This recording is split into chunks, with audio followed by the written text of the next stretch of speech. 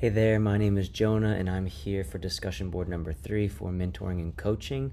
Today we are discussing the external and internal barriers to coaching.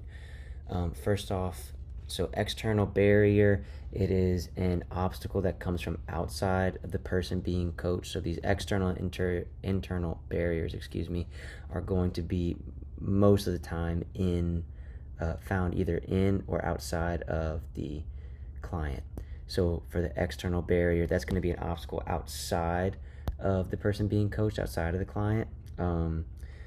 Gary Collins, in his book Christian Coaching, gives 8 examples, some being distracting life events, having too many demands, not having clear boundaries in your life and relationships, and even being surrounded by what he calls energy drainers. Now, energy drainers are described as the quote-unquote gnats of life, those small hassles that we endure and try to brush off like flies at a picnic. That's what Collins says in his book, Christian Coaching. And these energy drainers can be anything from clutter to to-do lists, computers, emails, or text messages, like a lot of notifications, just things that take your energy, can be a barrier to you really receiving the coaching that you are in that coaching relationship for. Can be emails, text messages, like I said, or even negative or demanding people. And Collins also advises that if not dealt with properly and urgently, these energy drainers can divert us from our goals, undermine effective leadership, drain away motivation, and create both frustration and discouragement. And he later gives some ways on how to assess and how to address energy drainers, which I'll provide later in overcoming barriers. So that's external barriers. For internal barriers, these are going to be obstacles that come from within the person being coached, so from within the client. Collins gives 9 examples in his book, ranging from different habits or negative mindsets that a person can have in themselves, or fear or insecurity, all the way down to even boredom within their goals, within achieving their goals. So like I said, the external barriers are going to be stuff that's outside of the person's control. Like if someone's in a job and their boss is just super mean to them, super rude or prejudiced or whatever, that's not something that they personally can control, or that comes from within them, the client or the person being coached. Whereas internal barriers is going to be something within their control, within their grasp, something that comes from within them, like a negative mindset, fear, insecurity, boredom, or a habit that they induce themselves in.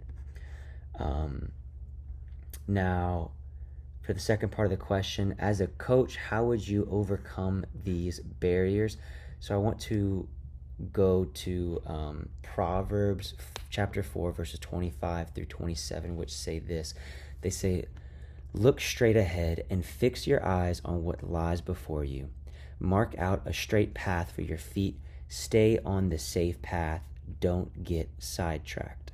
And I think we can apply this in the realm of internal barriers, where we can address different habits or time/schedule management. I know that's something for me personally. Those two is something that I struggle with, is in the realm of ministry, where you have all these different notifications coming at you.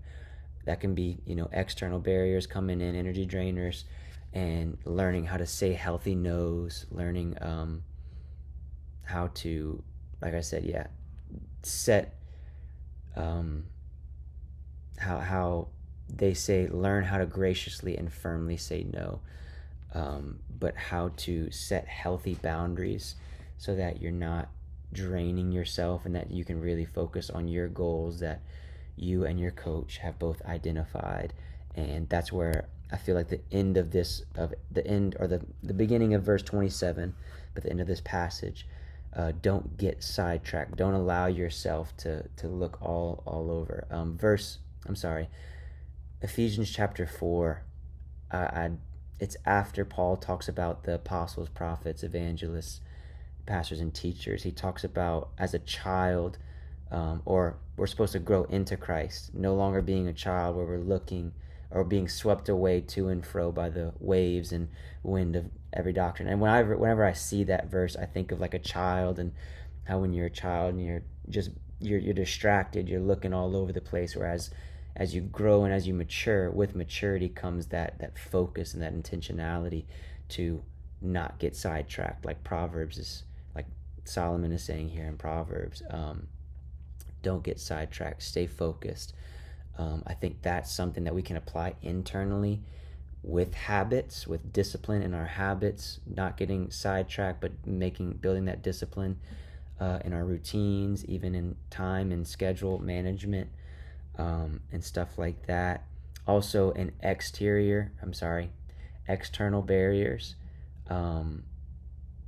applying that to energy drainers and setting healthy boundaries between things like distracting life events, setting your own personal schedule where you're going to allocate time for, okay, I have this much time, making a time budget like Dr. Serrano has suggested in some previous assignments. But making your own time budget where you say, I have to have this much time dedicated to doing this, and this much time dedicated to doing this, and you have that margin at the end where you say, okay, this is the time that I'm willing to put towards a certain life event that comes up, or other people's demands, or I'm going to make time towards the demands of others, but I need to set out ahead of time.